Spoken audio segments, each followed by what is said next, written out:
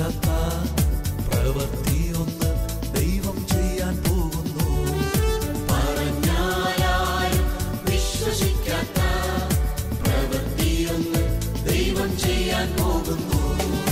കേട്ടാലും സമ്മതിക്കാത്ത പ്രവൃത്തിയൊന്ന് നാഥൻ ചെയ്യാൻ പോകുന്നു.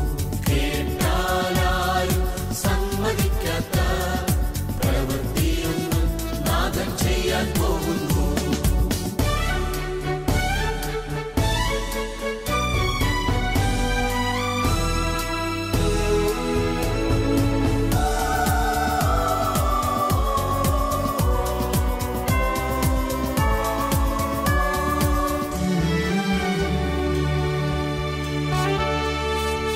അതിശയമെന്ന് ജനം പറയും വിധത്തിൽ യേശു ഒരു പ്രവൃത്തി ചെയ്യും. ദൈവത്തിന്റെ മഹത്വം നിഴൽ വീരിക്കും. ഹല്ലേലൂയ. ദൈവത്തിന്റെ കരത്തിൽ നീ വസിക്കും. അതിശയമെന്ന് ജനം പറയും വിധത്തിൽ യേശു ഒരു പ്രവൃത്തി ചെയ്യും. ദൈവത്തിന്റെ മഹത്വം നിഴൽ വീരിക്കും.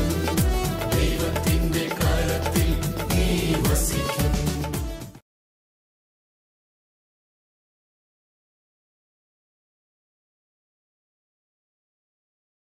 ഞാൻ അനേകം മീൻപിടുത്തക്കാരെ വരുത്തും, അവർ അവരെ പിടികൂടും.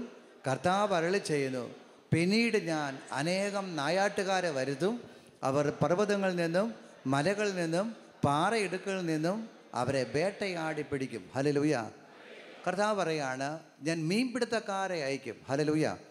മീൻപിടുത്തക്കാരെ പിടിച്ചു കഴിയുമ്പോൾ കർത്താവ് പറയാണ്, ഇനി ഞാൻ അയക്കാൻ പോകുന്നത് ആരെയാണ്? നായാട്ടുകാരെ. ഒച്ചത്തിൽ പറഞ്ഞേ, ആരെയാണ്? സന്തോഷത്തോടെ പറയാം, ആരെയാണ്?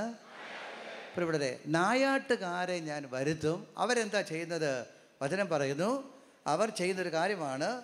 അവരെന്ത് ചെയ്യുന്നു? അവർ പർവ്വതങ്ങളിൽ നിന്നും മലകളിൽ നിന്നും പാറയിടുക്കുകളിൽ നിന്നും അവരെ വേട്ടയാടി പിടിക്കും. Hallelujah, hallelujah.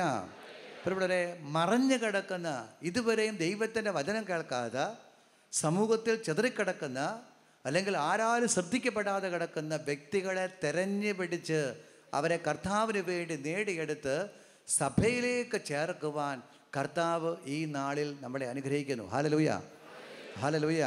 ഇപ്പോൾ ഇവിടെ ഒരു വേട്ടക്കാരനെ കുറിച്ച് ചിന്തിച്ചപ്പോൾ ഒരുപക്ഷെ ചിലവർ ഈ വേട്ടക്കാരൻ്റെ പേരിൻ്റെ പല അർത്ഥങ്ങൾ കണ്ടു. നമ്മൾ കാണുന്ന അർത്ഥം അതല്ല. ഒരു വേട്ടക്കാരനെ സംബന്ധിച്ചോളം അവൻ്റെ വീടും അവൻ്റെ സുരക്ഷിത മണ്ഡലവും വിട്ടിട്ട് മൃഗങ്ങൾ താമസിക്കുന്ന വനത്തിലേക്ക് അവൻ പോവുകയാണ്. അവന് മൃഗങ്ങളുടെ ഭാഷ അറിയത്തില്ല, അവൻ ഒന്നും തന്നെ അറിയത്തില്ല. പക്ഷെ അവൻ ഒരു ലക്ഷ്യത്തിന് വേണ്ടി പോവുകയാണ്. അവൻ്റെ കയ്യിലൊരു ആയുധം വെച്ചുകൊണ്ട് ആ ആയുധവുമായിട്ട് ഒരു ലക്ഷ്യത്തിന് വേണ്ടി അവൻ പോവുകയാണ്. അവൻ്റെ സുരക്ഷിത മണ്ഡലങ്ങളെയും ചുറ്റുപാടുകളെയും എല്ലാം വിട്ടിട്ട് ബോധപൂർവം അവൻ എന്ത് ചെയ്യുന്നു? കാട്ടിലേക്ക് പോകുന്നു.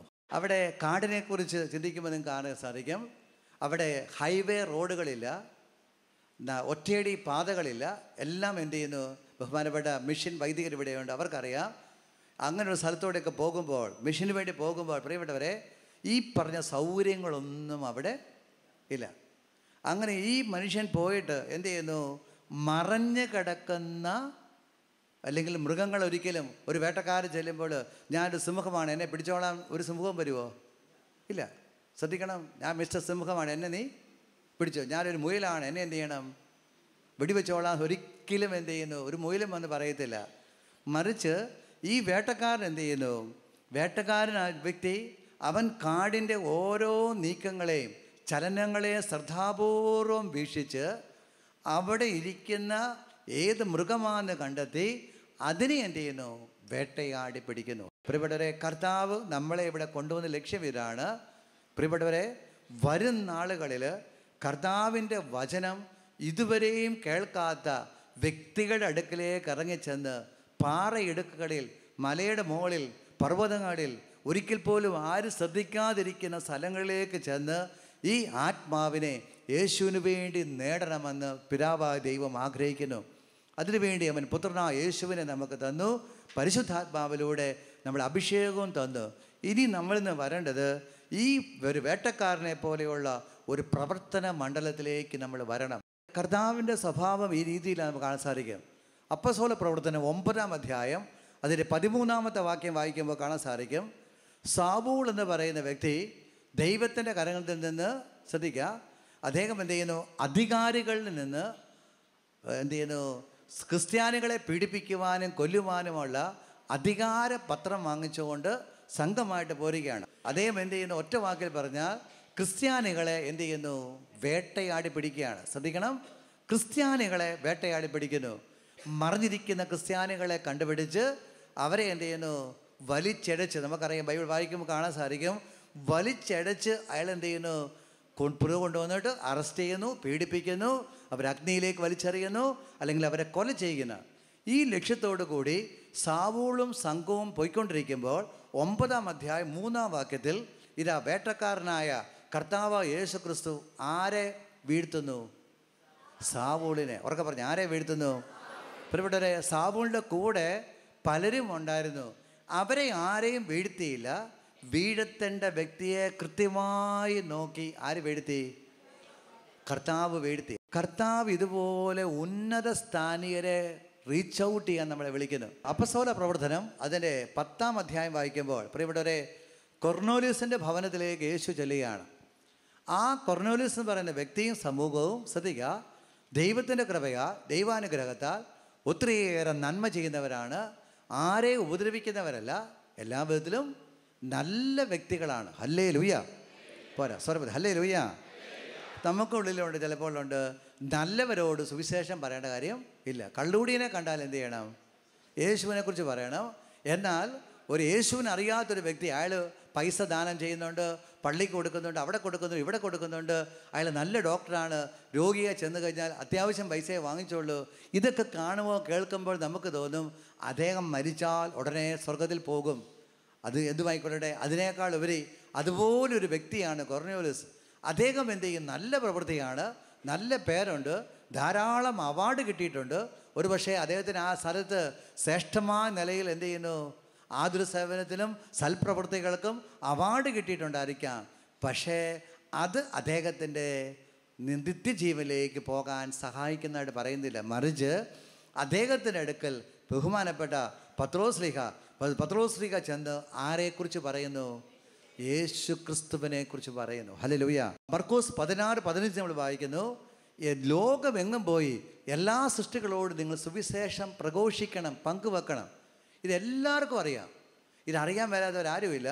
പക്ഷേ നമുക്ക് ഇത് പ്രായോഗികമാക്കാൻ പറ്റാത്തതിൻ്റെ ഒരു കാരണം, എൻ്റെ പ്രിയപ്പെട്ടവരെ, നമ്മൾ ഈ ദിവസങ്ങൾ അതിന് വേണ്ടി പ്രത്യേകം പ്രാർത്ഥിക്കും. ഏറ്റവും പ്രധാനപ്പെട്ട കാരണം ഇതാണ്, നമ്മളുടെ ഉള്ളിൽ കിടക്കുന്ന ഒരു ഭയം നമ്മളെ എപ്പോഴും എന്ത് ചെയ്യുന്നു?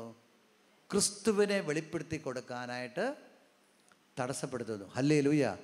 ഇപ്പോൾ നമുക്കിപ്പോൾ യാത്ര ചെയ്തപ്പോൾ നിങ്ങൾ കണ്ടിട്ടുണ്ടായിരിക്കാം, നിങ്ങളുടെ അടുത്തിരിക്കുന്ന വ്യക്തിയോട് യേശുവിനെ കുറിച്ച് പറയണമെന്ന് നിങ്ങൾക്ക് ആഗ്രഹമുണ്ട്, പക്ഷേ നിങ്ങളെന്ത് ചെയ്യുന്നു? പറയുന്നില്ല. ഹല്ലേലൂയ. വാസ്തവത്തിൽ നമ്മുടെ പ്രശ്നം ഇതാണ്, നമുക്ക് സുവിശേഷം പ്രഘോഷിക്കേണ്ടതെന്നാണ് അറിയാം, പക്ഷെ സുവിശേഷം പ്രഘോഷിക്കാൻ പറ്റാത്തതിൻ്റെ കാരണം ഇതാണ്, ഒരു പേടി നമ്മളെ വലയം ചെയ്യുന്നു. ഹല്ലേലൂയ. 1 യോഹന്നാൻ 4-ാം അധ്യായം അതിൻ്റെ 18-ാമത്തെ വാക്യം വായിക്കുമ്പോൾ കാണാൻ സാധിക്കും. 1 യോഹന്നാൻ 4:18, പൂർണ്ണമായ സ്നേഹം ഭയത്തെ ബഹിഷ്കരിക്കുന്നു. യേശുവിനെ പ്രഘോഷിക്കാൻ ഭയമുണ്ടെങ്കിൽ അതിൻ്റെ കാരണം ഇതാണ്, ശ്രദ്ധിക്കുക, നമുക്ക് പൂർണ്ണമായിട്ടും ആരെ സ്നേഹിക്കാൻ പറ്റുന്നില്ല? യേശുവിനെ സ്നേഹിക്കുവാനായിട്ട് സാധിക്കുന്നില്ല. ഹല്ലേലൂയ. അതുകൊണ്ടാണ് പ്രിയപ്പെട്ടവർ 1 കൊരിന്തോസ് അതിൻ്റെ 16-ാം അധ്യായം 22-ാമത്തെ വാക്യം വായിക്കുമ്പോൾ കാണാൻ സാധിക്കും, ആരെങ്കിലും കർത്താവിനെ സ്നേഹിക്കുന്നില്ലെങ്കിൽ അവൻ ശപിക്കപ്പെട്ടവനാകട്ടെ. വാസ്തവത്തിൽ എൻ്റെ പ്രിയപ്പെട്ടവരെ, നമ്മുടെ ഉള്ളിലൊരു ഭയം കിടക്കുന്നു.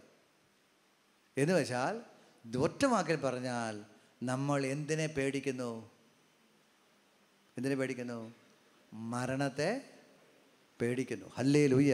അനേക ശുശ്രൂഷകൾക്ക് തടസ്സമായി ഇപ്പോൾ നിൽക്കുന്നത് നമ്മുടെ ഉള്ളിൽ കിടക്കുന്നൊരു ഭയമാണ്. നമ്മൾ ക്രിസ്തുവിനെ കൊടുത്താൽ അവർ നമ്മളെ എന്തെങ്കിലും ചെയ്യും. ഹല്ലേലൂയ. ഇന്ന് ഈ ഭയത്തിൻ്റെ അരൂപി കേരളത്തിൻ്റെ സഭയിൽ ഇങ്ങനെ അലയടിക്കുകയാണ്. എന്ത് ശുശ്രൂഷയ്ക്ക് ആരിറങ്ങിയാലും ഉടനെ ഒരു കമൻറ്റ് പറയും, ഇങ്ങനെയൊന്നും ചെയ്തിട്ട് വലിയ കാര്യമൊന്നും ഇല്ല. ഇങ്ങനെ ചെയ്തിട്ട് എന്താ കാര്യം? ഇങ്ങനെ ഉപവസിച്ചിട്ട് എന്താ കാര്യം? ഇങ്ങനെ ചുമ്മാ ഇങ്ങനെ പറയാം. എന്നാൽ ഇതിന് മറ്റെന്താ ചെയ്യേണ്ടെന്ന് ചോദിച്ചാൽ ഒട്ട് പറയാനും ഇല്ല. പ്രിയപ്പെട്ടവരെ, തിരിച്ചറിയുക, സാത്താൻ ഭയത്തിന് നമ്മളെ അടിമപ്പെടുത്തിക്കൊണ്ട് ചെയ്യേണ്ട ദൗത്യം ചെയ്യാൻ നമ്മളെ തടസ്സപ്പെടുത്തുന്നു. അപ്പസ്തോല പ്രവർത്തനം അതിൻ്റെ 21-ാം അധ്യായം വായിക്കുമ്പോൾ കാണാൻ സാധിക്കും, പൗലോസ്ലീഹ വിജാതികർക്ക് വേണ്ടി പോകാനായിട്ട്, ശുശ്രൂഷയ്ക്കായിട്ട് ക്രിസ്തുവിനെ അറിയാത്ത സമൂഹത്തിലേക്ക് പോകാൻ ഒരുങ്ങുകയാണ്. 21:4 നമ്മൾ ഇപ്രകാരം വായിക്കുന്നു. എന്ത് ചെയ്യുന്നു? നമുക്ക് ഒന്നിച്ച് വായിക്കാം. 21-ാം അധ്യായം അതിൻ്റെ 4-ാമത്തെ വാക്യം വായിക്കാം. ശിഷ്യന്മാരെ കണ്ടുപിടിച്ച് ഞങ്ങൾ 7 ദിവസം അവിടെ താമസിച്ചു. പരിശുദ്ധാത്മാവിനാൽ പ്രേരിതരായി അവർ പൗലോസിനോട് ജെറുസലേമിൽ പോകരുതെന്ന് പറഞ്ഞു. പൗലോസ്ലീഹ യേശുവിനെ പ്രഘോഷിക്കാൻ ജെറുസലേമിലേക്ക് പോകാൻ തീരുമാനമെടുത്തു. അദ്ദേഹത്തിൻ്റെ വ്യക്തിപരമായ പ്രാർത്ഥനയിൽ, അദ്ദേഹത്തിൻ്റെ വ്യക്തിപരമായ ദൈവവുമായിട്ടുള്ള ബന്ധത്തിൽ അദ്ദേഹത്തിന് ദൈവം പ്രചോദനം കൊടുത്തു. എന്ത് ചെയ്യുക? നീ പോയി ജെറുസലേമിൽ സുവിശേഷം പ്രസംഗിക്കുക. ഇവിടെ അപ്രകാരം സന്ദേശം കിട്ടിയപ്പോൾ ഒരു ഗ്രൂപ്പ് ഒരുമിച്ച് പ്രാർത്ഥിച്ചു. അപ്പോൾ കിട്ടിയ സന്ദേശം എന്തായിപ്പോയി? പോകരുതെന്ന് പറഞ്ഞു. ഹല്ലേലൂയ. ഇദ്ദേഹത്തോട് ആര് പറഞ്ഞു? പോകണമെന്ന് പറഞ്ഞു.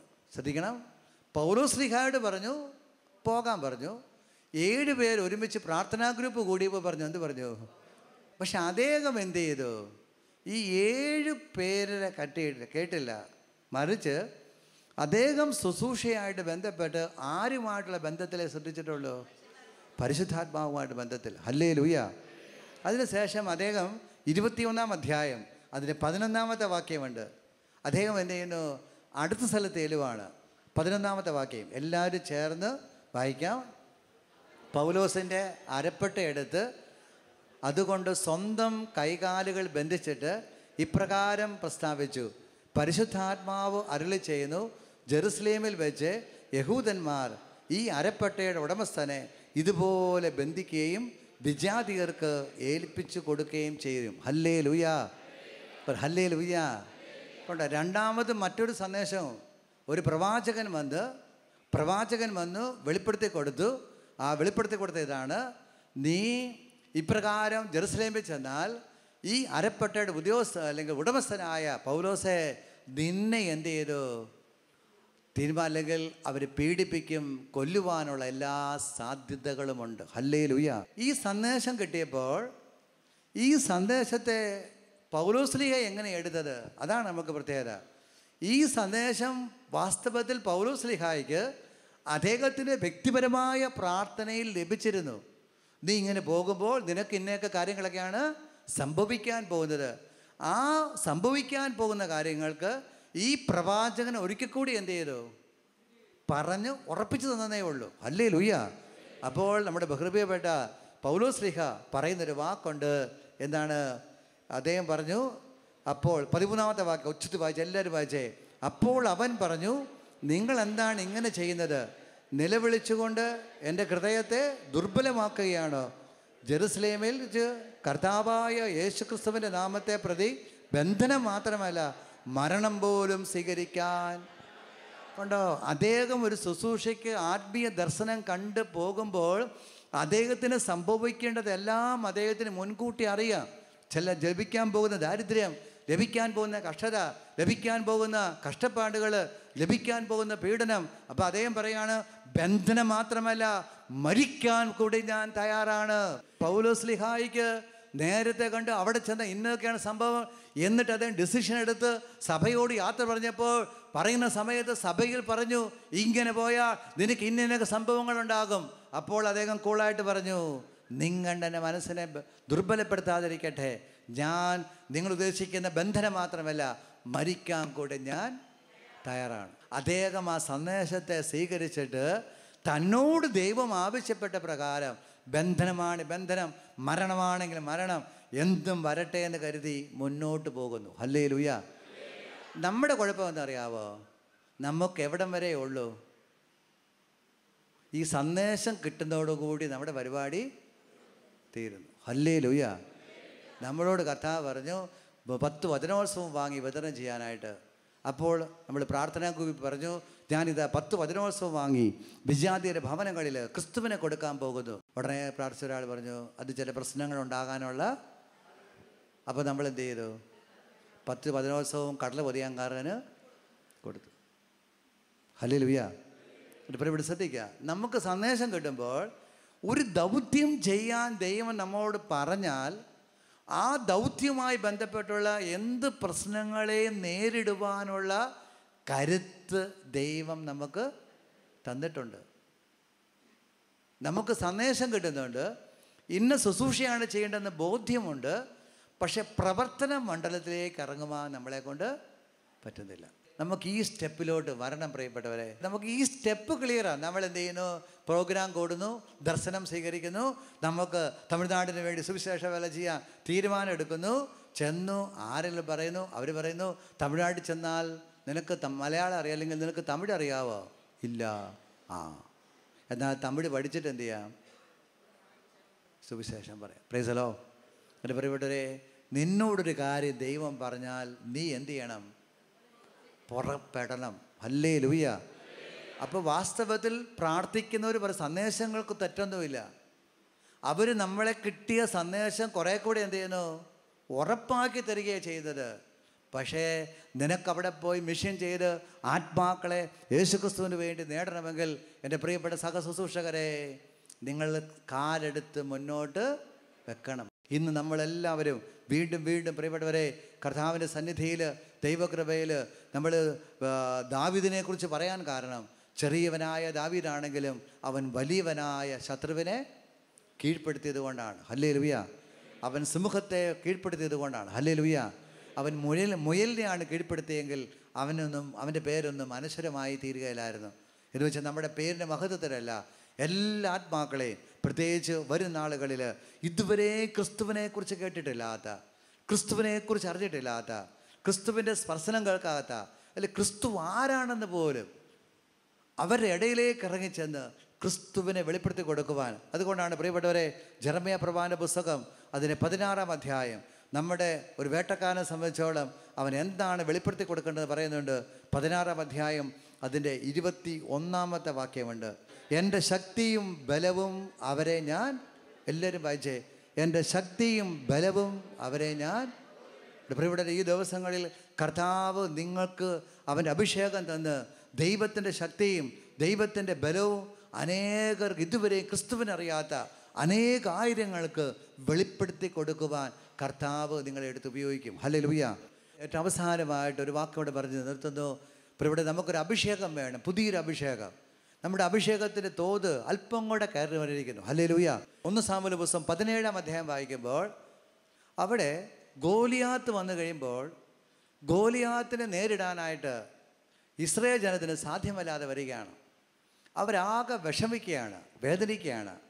ഈ സമയത്താണ് ദാവീദ് എന്ന് പറയുന്ന ബാലനായ ദാവീദ് രംഗപ്രവേശനം ചെയ്യുന്നത്. ഹല്ലേലൂയ.